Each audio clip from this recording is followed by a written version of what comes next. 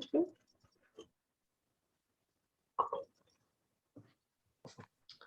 Hi, good afternoon, everyone, and thank you for joining us. My name is Elaine and I am the Head of Development for the Irish Senior Citizens Parliament.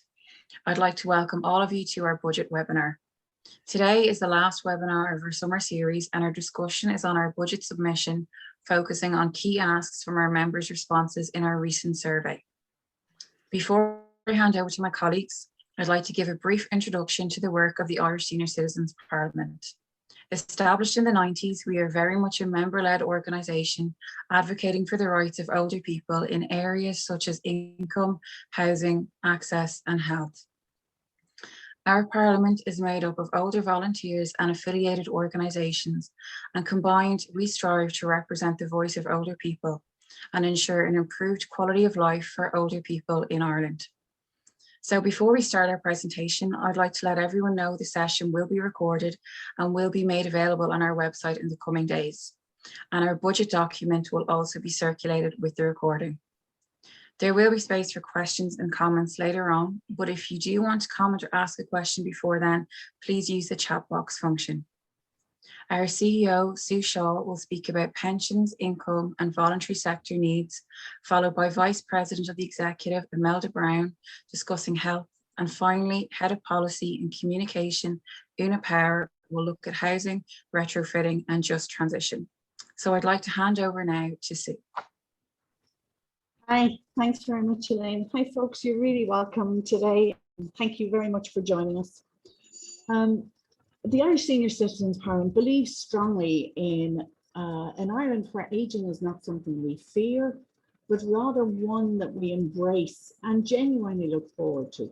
However, we are conscious that issues of ageism and loss of self-autonomy for older people during COVID has really brought the issue of ageism to the fore. So we are clearly saying going forward that we need to address ageism across the many areas: employment, adequate income, education, reskilling, housing, health and income. So some of those we're going to tap on today. We would say very clearly that one of the big needs we have is a minister that is a genuine minister for older people, and that is at a senior level with a budget resource and implementation plan to map that. It would give us a sense of serious commitment by this government to really saying very strongly, yes, we recognise we have an ageing demographic and a change to our age demographic, and we will address this in a very planned and targeted way. That would, having a minister with that clear brief and sitting at the senior table would really be important to us. We are very aware that throughout COVID, that prior to going into COVID, we had existing inequalities within the health system. And as we move into 2022, where those inequalities have been intensified, we know that there's a serious requirement to look at investment and resources for the health system, particularly to the implementation of Sláinte Care to address this. One of the core elements to combating inequality is an adequate income for all through our lives, not just in our old age. Conscious that inequalities get represented through our through the generations. We all know that that's, there's enough research documenting that. We are clear that it's fundamental to ensuring that people have the ability to fully participate in society as active, engaged citizens, and an adequate income is the start to that. The government's roadmap, 2018 to 23 for pension reform, sets out a target for state pensions being approximately between 33 and 35% of the average weekly income. That means then, if that's the case, we have a shortfall now of almost €45 at the current rates. Our belief is, had the government continued to increase the pension in line with this commitment, we would be much nearer to achieving that target now. So we recommend that the government increase the weekly pension in line with this benchmark. We seek a review of Ireland's pension-related tax, which we believe would go a long way to supporting the current pension provision and a pension provision going forward. Currently, we are very aware there is much government discussion and debate on the future of pensions in Ireland, which is another cause for concern for our members. They're very clear, they're very clear that the 65 age mark is where it should remain. This is not just older people, but in recent studies, it has shown that throughout the ages, people are saying, yes, 65 is more than adequate. That's the time you should have the choice to retire. We're not saying that people shouldn't continue to work if that is what they wish for, but they should definitely have a choice to retire at 65. We are calling very clearly on the government to look at pension payment that currently, as well as increasing the state pension to match their commitments in their program for reform pension. We're also saying that the current provision of retiring when you're contractually obliged to retire at 65, that you are entitled to the state pension then, and that you do not go on unemployment benefit or any other form of benefit because you're not seeking employment given the current environment and the ages into which older people are treated at that level. One of the other concerns we would have is that women have been adversely affected by the changes to the pension over the last number of years, either through their position in the home and government policy through the years of keeping women, encouraging women to stay at home, or through the role as carers in various settings within the home. We are now saying that this work has got to be accounted for and adjusted and taken into account. We support the National Women's Council on this, and we support all of the other age organisations who are looking at this. So we recommend a report be established into establishing gender equality in pensions, and in particular in valuing care work. The roadmap for pensions 2018 to 2023 looks at this, and we ask for this to be seriously considered in this budget. One of the concerns we would have that many of our members would say to us that worry about bills managing into older age is one of the huge concerns that contribute to their physical health and their mental health. Our survey and our conversations with our members highlight this on a regular basis. I think Imelda will reference that a little bit more in health, but income inadequacy means that people often don't heat their home to the level they should. They don't have the meals they should have, and they certainly don't. They don't have the comfort of home. One of our members was talking to us about the reality of how COVID impacted on her, because in order to save on heating, she often went to the library or to the local shopping centre where she could sit down, meet people where it was warm, and then by the time she got home during last winter, she could then start her own heating system. So we're clearly saying income adequacy needs to cover all of the elements, your health, your fuel bills, your clothing, all of that. And we're saying currently that that's not where we're at with it. We're also aware from our members that there is many of our members throughout their working life, and many older people have throughout their working life have contributed to what we call an occupational pension. There is some belief somehow that that occupational pension gives you a really high income. That couldn't be further from the truth. Of course, there is always high-end earners, both at income level and occupational income level. But we are saying, on average, that income is around 13,000 and then subject to tax. That is not going to make anybody wealthy by any standards. And on top of that, that occupational pension, once you retire, you lose access to the rights you have had around your pension. Once the first 6 months have gone past, you don't have access to the state mechanisms to address inadequacies or changes or lack of engagement by your ex-employer. We're clearly calling on this government to, through the process that they have deferred the pensions bill proposed by people for profit, we are clearly asking them to commit to that. And in the process of consultation, consider older people as key stakeholders in this consultation process. But we're calling on them clearly, support this bill and push it through.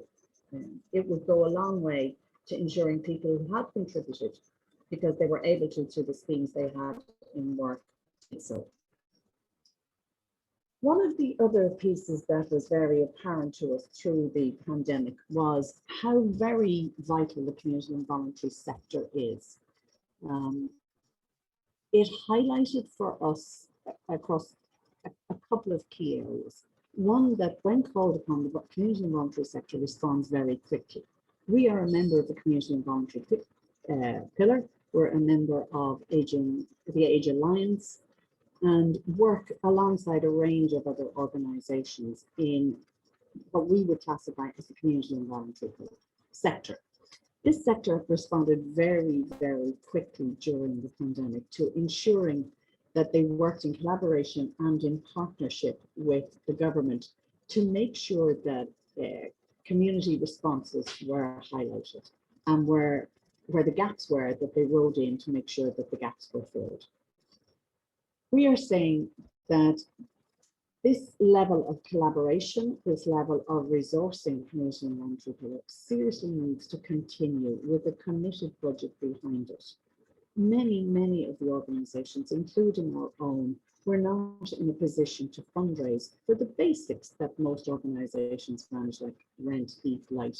That while we are often, all of the organisations are very much supported in terms of staff, all of the other elements of it can be the responsibility of the organisation itself to fundraise. So we are recommending that the government review this and commit strongly to supporting community and voluntary sector where they cannot recoup those losses, and commitment to ensure going forward that organisations are fully resourced, because it is through this, we know from our work, it is what keeps and supports the voice of older people. The other organisations in the same position, that they support various elements of society to engage in what we call civil engagement. So it will be a key ask for us, along with our other pension asks around health, around housing, around pension advocacy, that they resource and fully support the community and voluntary sector. I'd be very happy to take questions as we go forward. So I'm happy to hand you back to Elaine, and I look forward to answering and talking to you later on. Thank you. Thanks so much for that, Sue. That was really informative. And we do have a few questions for you, but I'll save them until the end. So thank you for that. I'm going to hand over now to Imelda to talk about health. Thank you very much. As we are aware, there are a lot of issues occurring in health at the moment. And what I find frightening about a lot of them are that they're not actually out there. It's only when people try to avail of the service or have a need for the service that they realise it's no longer available to them. And one in point, of course, is the amount of dentists who have opted out of the medical card scheme. I live in County Kildare and it's almost 50%. And I believe it's running at around 40 to 60 countrywide. Now, there was no onus on the HSE or the dentist to inform patients that this service was no longer available to them. I was personally involved with a person who had very severe dental pain, arrived at the dentist, we told we no longer take medical cards, more or less you pay us or else. I rang the HSE, who told me that they had to look for another dentist. The only clinic they have is a children's clinic in Dublin. The only thing they would tell me is that if you arrive at the clinic in an acute pain condition, they have permission to remove a tooth, but not to fill teeth or give you any other treatment. You're referred back to a dentist. But the trouble is you have to find the dentist yourself. The person I was dealing with, luckily enough, their family could come up with the money, cost €280 for 2 fillings. Now, the person themselves would not have had it, and that is the situation for a lot of people with medical cards. I contacted a government service who sent me out a list of dentists in the Dublin 24 area, which would be approximately 20 to 25 miles from this person's home, who has no transport, there's no direct bus link, and told, oh, there's about 24, 25 of them on the list, you can ring them and try them. You know, I mean, it's just not good enough. And there have been reports of people being told to try different counties for dentists. But the reality is most of the dentists who are still in the scheme are not even taking new patients. And this is something that could have serious consequences for older people. I know Sue also mentioned the fact of the increase in electricity bills and heating issues. I happened to come across an article in The Independent on Sunday by Charlie Weston. And we are on the 4th increase this year for most providers. And this has put up the average household bill by over €500 per year, which is €10 a week. Now, I am not saying that for every single older person that 500 applies, but you're certainly looking at 300 to 400. And another issue is that many of people on lower incomes, which are a lot of older people, use, you know, the groups where you prepay, PIN Energy and these type of groups, and their electricity is more expensive than normal providers. I've never been able to find a reason for that, but they run quite a bit more expensive than the normal providers. And that is maybe something that should be looked into. And the implications for not having enough heat, which Sue touched on, is there are huge health implications. You know, people tend to stay in bed later in the morning. They tend to go to bed earlier in the evening. And that's not good for anybody. It's not good for your mobility. It's not good, you know, for chest conditions. And we also have a problem where I was surprised to find that our deaths from hypothermia are actually higher than the likes of Norway, Sweden, and the Scandinavian countries, which would seem sort of amazing until I read an article which said that people in these countries are encouraged to actually utilize their heating 24/7. So they leave a background heating on all night. Now, most of our older people are turning off their heating extremely early. They're taking to bed with hot water bottles, electric blankets. So if they get up to go to the bathroom at 2, 3, 4 in the morning and they fall and they cannot get back to the bed, they are actually after falling in freezing conditions, which is detrimental and can often actually lead to death, you know, if they break their hip or that. So these situations are, they're not sort of minor issues. They are serious issues that, you know, impact on the health of older persons. And the general issues, I think, after COVID are, and I happen to have been involved with an elderly neighbour the weekend who has quite a bad history of cancer and that, but has no family in the country. And she was quite unwell. There are no GPs doing house calls, at least in the Kildare area that I could find. KDoc couldn't ring back for 3 or 4 hours. So we ended up bringing an ambulance for this lady. And I mean, as a nurse, I know ringing an ambulance, you know, it's quite a serious action. But what do you do if you cannot get a doctor or even medical advice over the phone?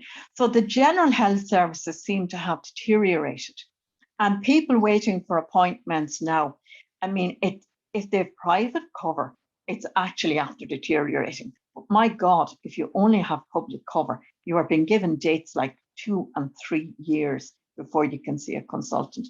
And it's just not acceptable, you know, and we really need to push hard on all of these health issues. You know, but we need the backing of people. We need all of your cooperation to do so. Thank you very much.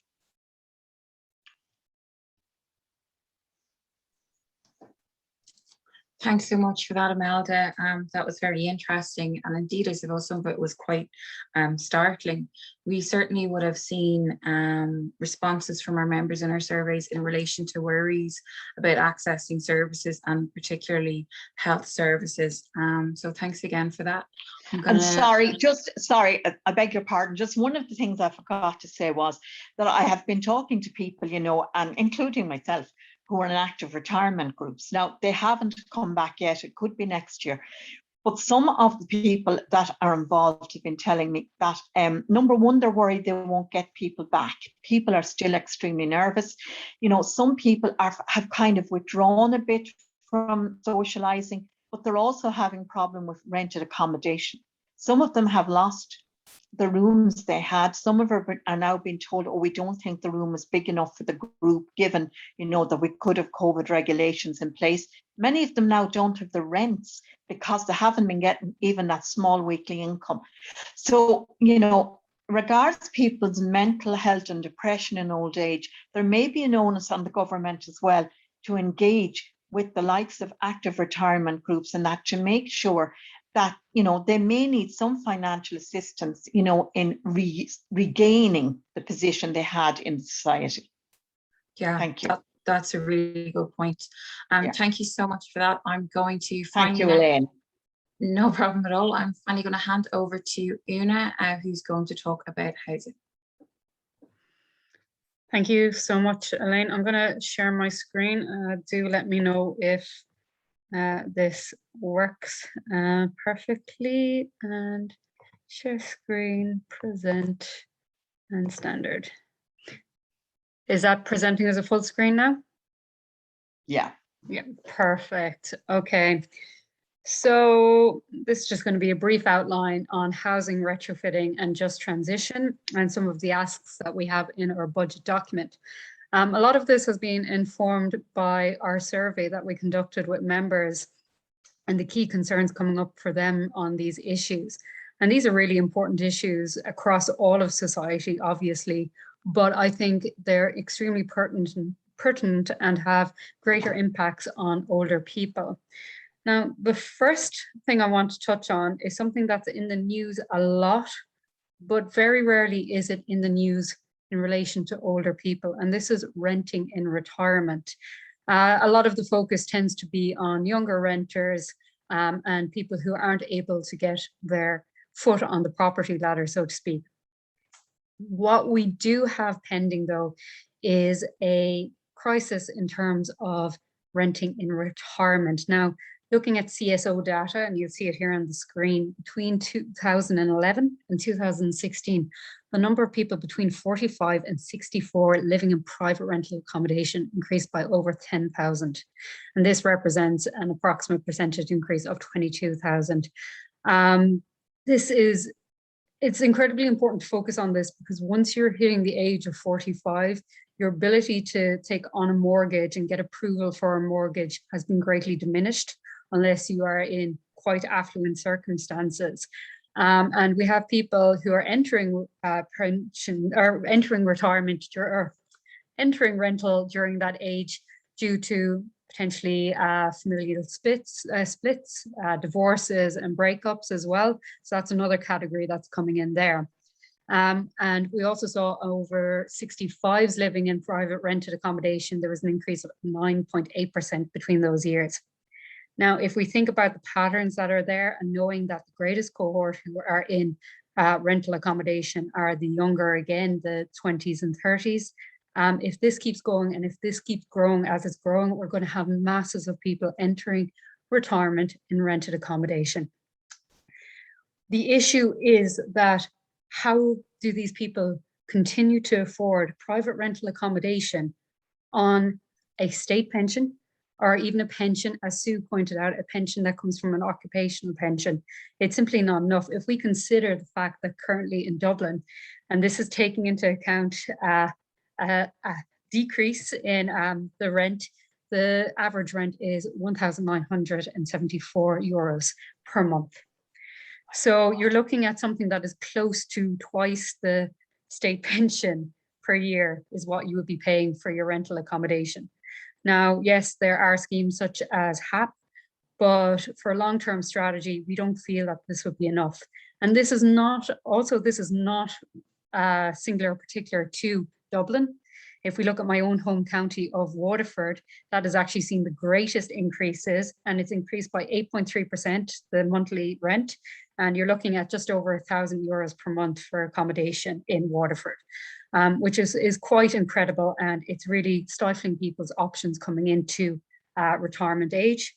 Also, given that there is allowances, there is a rent cap, but the rent cap tied to inflation may see people's rent increase year on year when they're in retirement.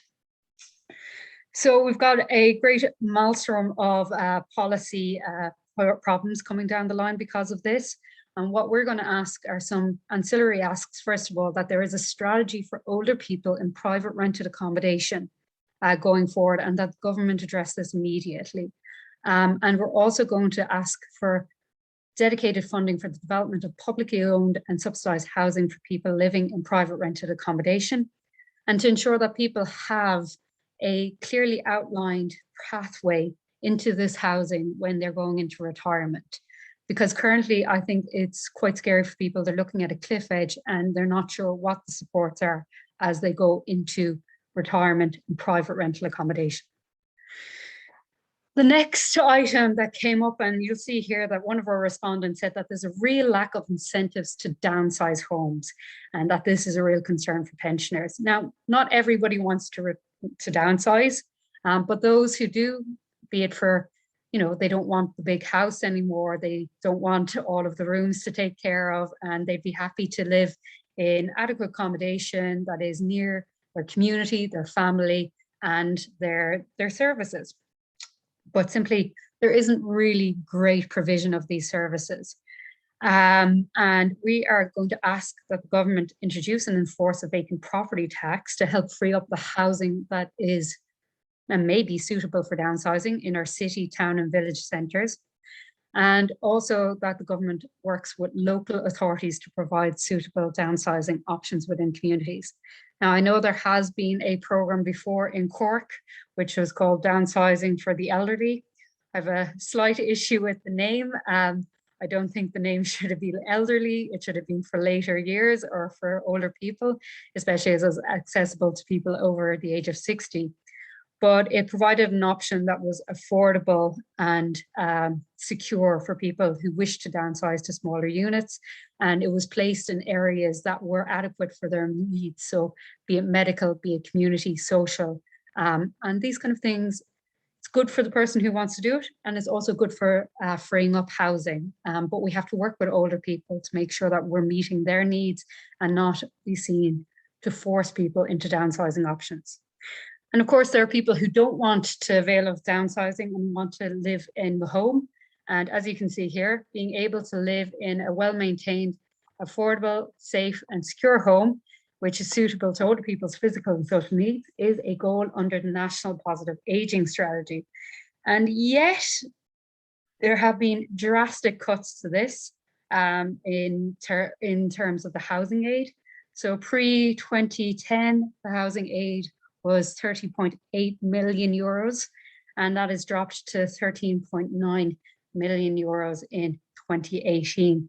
And this housing aid can really help people to keep their homes in comfortable and tip-top condition and make sure that they're not living with cold, damp, and situations they should not be in. And again, to go back to what Imelda was saying, these things are really important for people who want good health in older age. And it's really important that we provide that.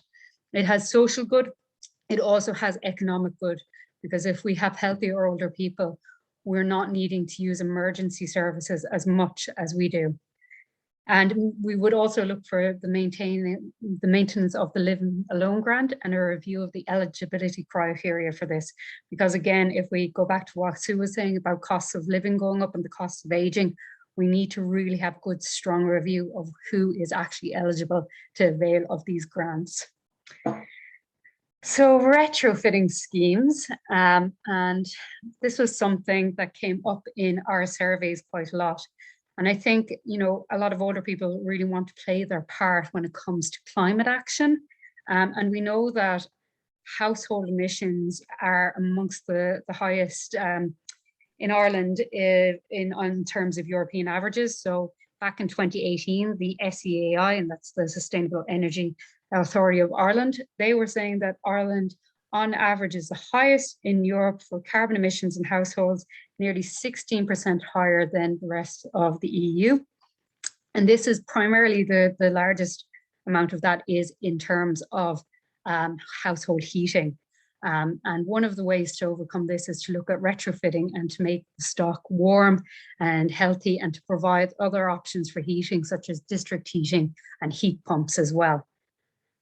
However, a lot of people, when they're older, they don't want to avail of loans because they don't want to take on loans in older age. And I think we can all appreciate why people would not want to do that.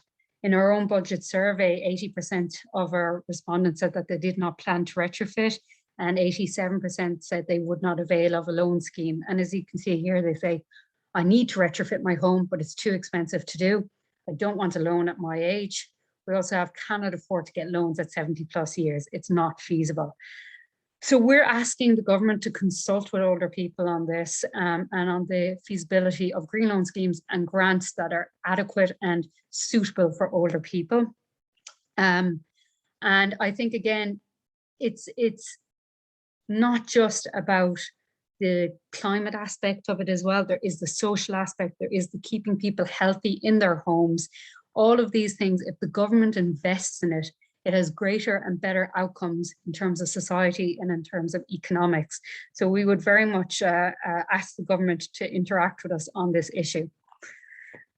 And then public transport, this came up again as well. A lot of our respondents were very concerned with the lack of access to local public transport services, and also just accessibility to services in terms of physical need. So as we age, some people may find that they have greater physical accessibility needs, and some people will have acquired injury needs. And one of the things we're asking for is 330 million euros for the completion of wheelchair accessible public transport in the forthcoming budget.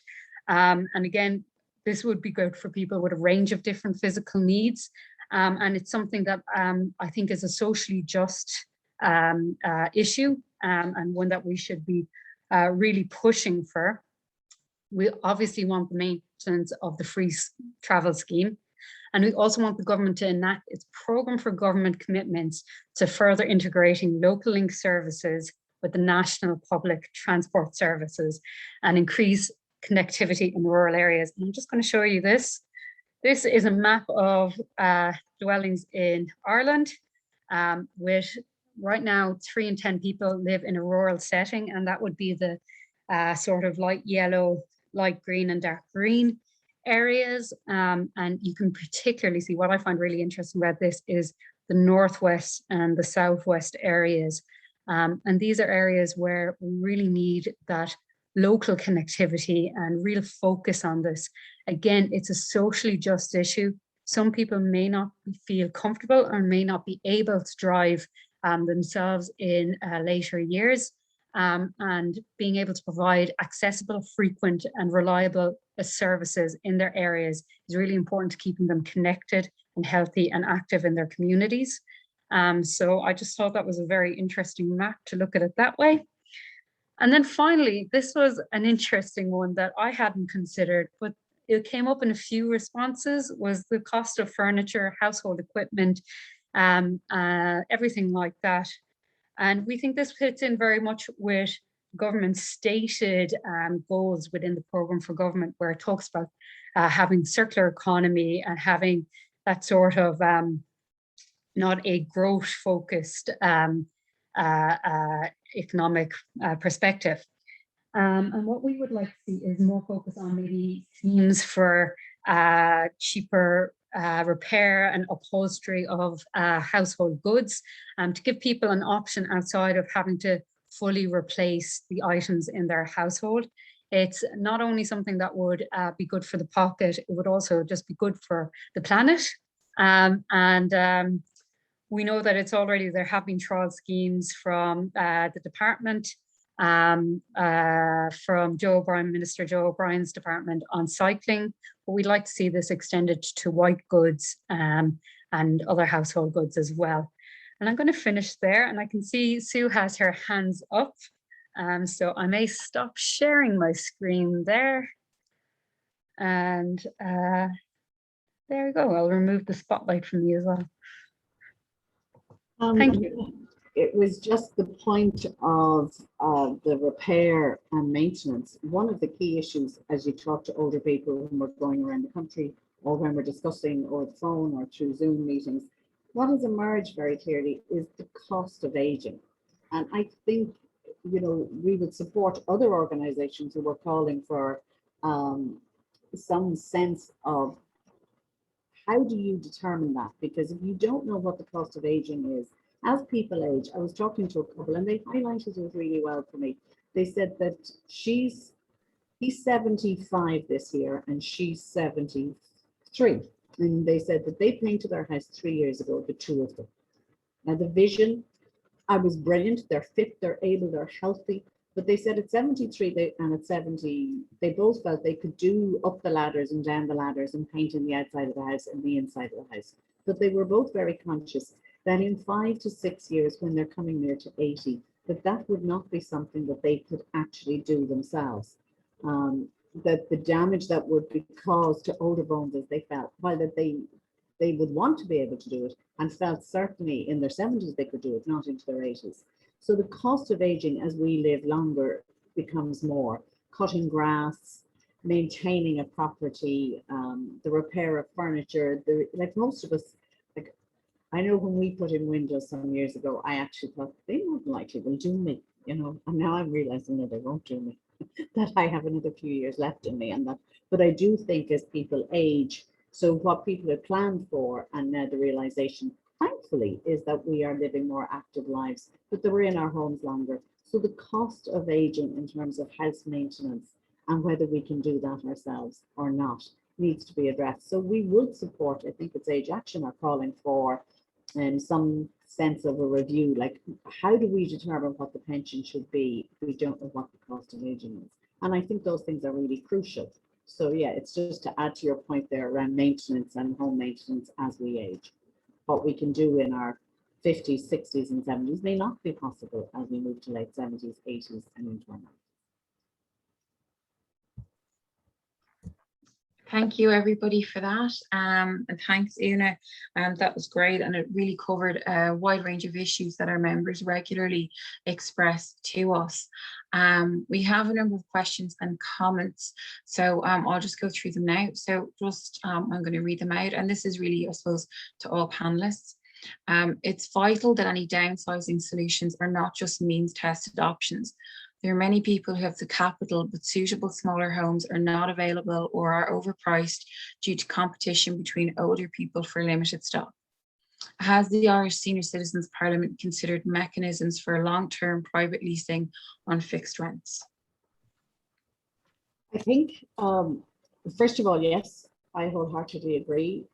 As one of the benefits, I suppose, in terms of how we view our quality of life and our home life has changed since COVID. So you are now listening and talking to people in their 30s, 20s, 30s and 40s who've been able to move back to more rural communities and are buying houses in that environment, which means obviously that the cost of housing in those locations are going up. We are very clear that if you retire at 65 and your income from selling your house to downsize is what you hope to provide yourself with some comfort for, then the rental or how you move forward needs to be addressed. And I think it's what Una said, is we are clearly calling on the government to meet with agencies that represent older people, to include us in that discussion format, that we know from a variety of settings that older people have some very solution-focused approaches. I suppose, so yes, we would consider that needs to be addressed, and we would consider that our members should be actively engaged in that. I also think it's a little bit around the retrofitting piece. Every older person I talk to says to me, you know, of my age and older, I don't know what I'm leaving for my grandchildren. I fear that the environment that I'm leaving behind is not good, but I want to do all of the things that are required, but I can't actually afford it. I don't mind a small loan, but if you look at deep retrofitting in older homes, cost between 35 to 50,000, and grants only cover 35% of that currently. So I think addressing solutions to downsizing, to a rental scheme that is manageable rather than paying the high rents. But what we would call on the government is, don't make decisions without us. Seriously engage through proper consultation. One of the best consultation processes that the government engaged in was for the National Positive Aging Strategy. It was one of the things at the time that was done really, really well. But now what we're finding is that there's no implementation of that strategy. And some of the queries and difficulties we're having could have been managed better had that been implemented. So yes, Elaine, we would say clearly, we have thought about it.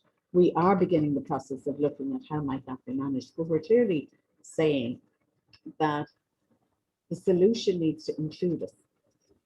We would seek the government to engage with us on that. Thanks, Sue. Una, I think you want to come in there.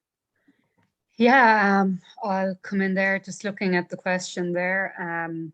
I suppose looking at in terms of long-term private leasing on fixed rents, I suppose, like, would we be facing into the same difficulties when it comes to any private leasing and any legislative means where we're looking right now? We've got the rent caps, as I said, that are tied to inflation. But one of the problems with this is we'd have to look at the mechanisms, I suppose, for when would this come into being? Does it come into being the minute you become retired? How would we make sure that, say, if somebody's living in rented accommodation and they move into retirement, are we able to then implement a private leasing scheme that's fixed rent without the private landlord wanting to leave that market? So I would be wary of it, but it's something to definitely look into. I think something that we should be looking to is the government's cost rental scheme and seeing, comparing that to, say, the Vienna model and other models across the continent where there are defined and definitive pathways into retirement when you're living in the cross rental model. So for anybody who doesn't know a cost rental model, it's basically a form of housing where the rent is paid in relation to the cost of the actual build, and this is determined over a 35 or 40 year recuperation of the costs. And in some places that is instead tied to incomes as well. So lower income people will be on a lower and higher income people will be on a higher rent. But when you move into the retirement, the rent then decreases massively in line with your pension and in line with your already made payments as a long-term tenant.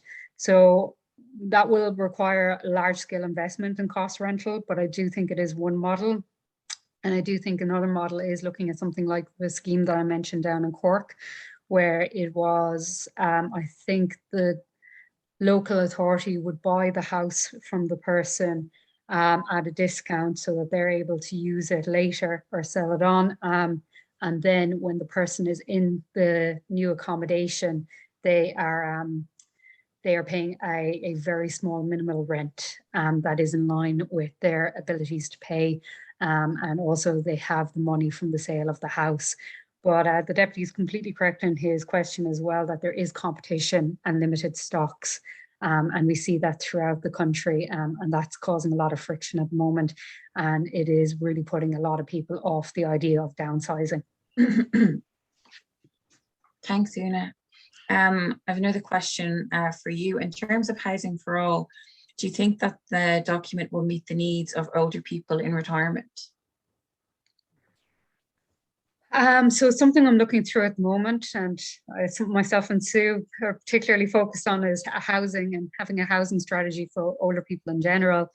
And I've been looking at the document, and I think a lot of the focus is on physical needs in accommodation as people get older.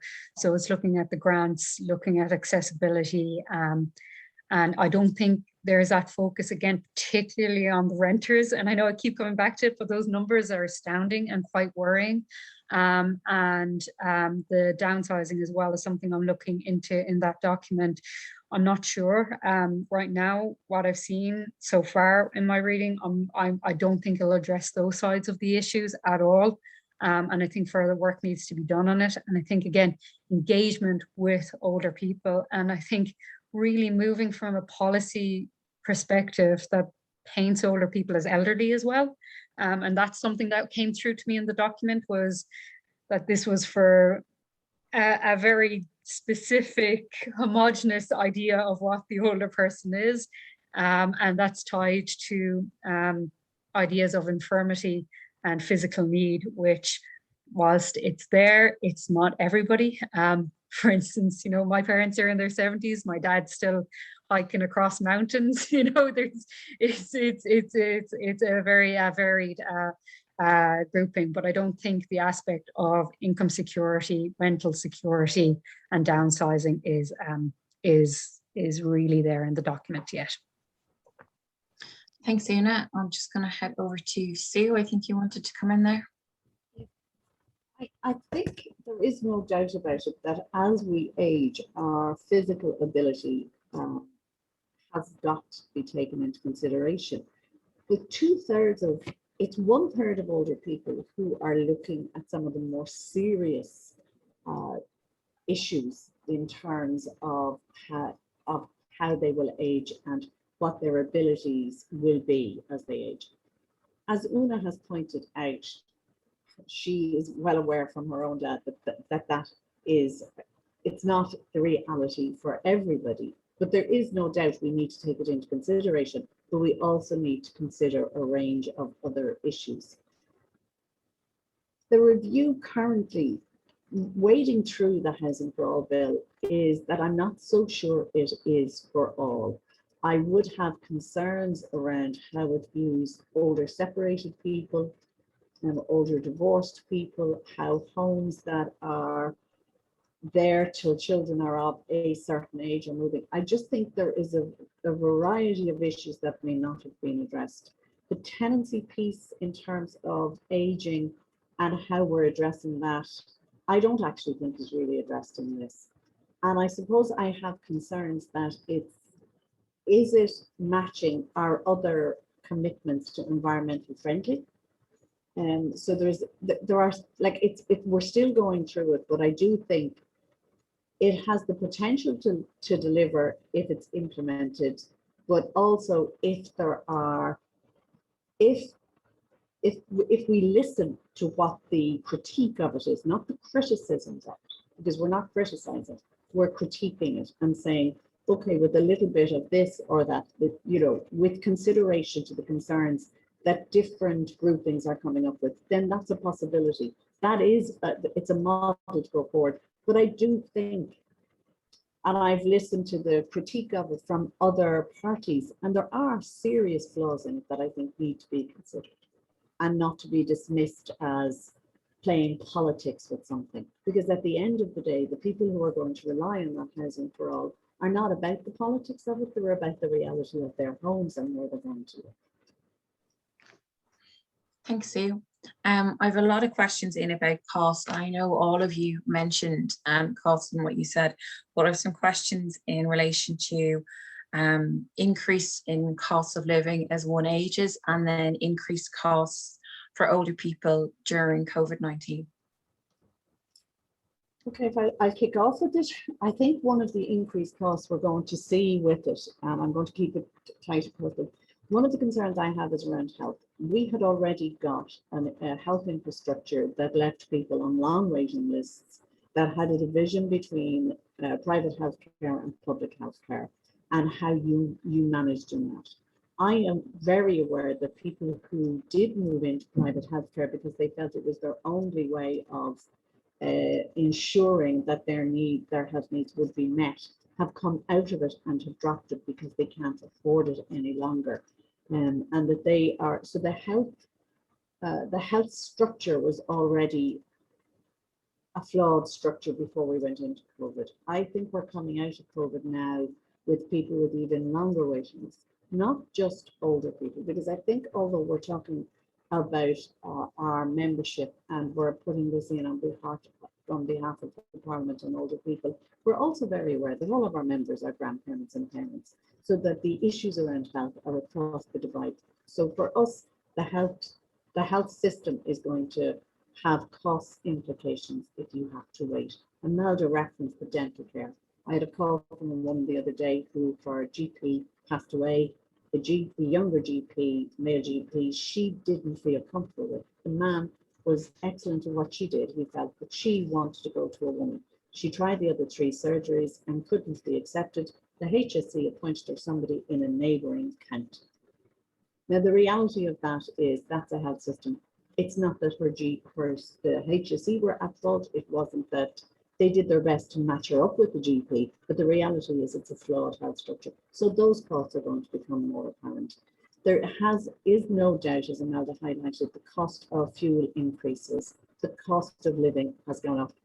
Like, one of the things we imagine as we age is that we will have some disposable income to help our families, to enjoy a quality of life, to travel a little bit more, to do other things. We're now clear that from what a lot of our members are saying is that they're just about ticking by. We have family members that they help us increase, the cost of living have increased because they have family living with them. They have children who are trying to build a deposit. They're not children, they're adults, and they're living at home, and that's a hard space for anybody to be in. I know my kids wouldn't want to share their money, but the reality is that the cost, the increase, the aging in place, we all want to stay where we are, and I think that's crucial, that we stay where our friends are, our services are, and where we're familiar. I'm seeing as it pops up, car insurance, health insurance, travel insurance, all of those things are increasing on a pension that is not matching it. And I think one of the things that is forgotten in this is that the pension is all of our other social supports, our social income, are designed to put people back into employment. This is the one the pension is the one that is not designed to put us back into employment, because we're believed to be of an age where we're not going back into employment. So I think it needs to be seen in that. So we do need the cost of aging in place. We do need a review. Yes, costs need to be addressed in this. That's our call for, like €15 is our call for the budget increase. It will not match. All that's going to do is match the last 2 years of no increase and match this year's increase. It'll just about keep people in some level of managing rather than a quality of life. Thank you, Sue. Does anybody else want to come in on that? Imelda, she's muted. Imelda, I think you're muted. Oh, sorry. Have it now. For instance, the drug repayment scheme. Like, many older persons, like, that don't have a medical card, it's not that they're terribly well off. Many of them are just marginally above the limit for a medical card. And I have a huge issue with the fact, is the drug repayment scheme 124 at the moment, Sue? Is it 124? I think so, yes. Yeah. But like, that applies no matter how many people there are in a family. So like, okay, if there's 2 older people living together with a very high medical bill, if one of them dies, that remains at 124. And it may be the person who survives that has the high medical bill. Now, 124 a month for necessary medications is a lot of money out of a pension. And it's absolutely ridiculous that it applies to 1 person, 2 people, or 3 people in a household. You know, it needs to be an individual's allowance, and it needs to be at least the 124 per person, and probably more nowadays. I actually don't think it's as high as 124. I'm just. I think it's it, yeah, 114 now, as far as I remember. Yeah, I know it did go down a bit. I wasn't sure, but like, that's fine. That may be fine if there's 2 people, but if 1 person dies and the other person is the one with the expensive medication bill, they still pay the 114. And this is actually, and it's high. Yeah. This is why we do in our document as well call for the implementation of Sláinte Care, because Sláinte Care seeks to address so many of these issues, the home care scheme, the drugs payment threshold, and inpatient services, and also geographical distribution of medical services, which, as Imelda was saying, when it came to getting dental care, and Sue was saying getting a new GP as well, having to travel to another county, and that's all well and good if you have access to private transportation. It's not always well and good if you don't, and you're reliant on public transport. And again, if we think about that map I showed earlier, if you're And if you've ever seen the maps for public services in the Northwest again, Yeah. God love the Northwest, but like you're left at a severe disadvantage. And I think, yeah, one of the things we saw with COVID as well was with people being in their homes more, their costs went up massively as well. So everything that already goes up was compounded by COVID. And in terms of oncoming health costs, there were people who perhaps stayed away from hospitals for routine care over the course of the pandemic because they didn't want to, you know, risk themselves and their own health. And that's going to be another need coming down the line. But I also realize that we're at the hour, so I may stop there. Well, thank you for that. Thank you to everybody for speaking today, and thank you to everybody for joining us. Just before we finish up, I note that we are getting in some comments and questions about increases in the cost of insurance. So I would ask that anyone that's concerned or that has experienced an increase, if they would email me. My email address is development@seniors.ie. It is something that the ISCP is actively working on at the moment. So we would love to hear from you about your experiences so that we can best advocate for you and your rights. Once again, I'd like to express our thanks to everybody. Thank you so much for joining us. If you want to know more about our work, please visit our website, seniors.ie, or as I said, you can email me at development@seniors.ie. Thanks so much. Thank you, Elaine. Thank you very much. Bye-bye. Bye. Bye. Bye. Bye-bye, and thank you. Bye.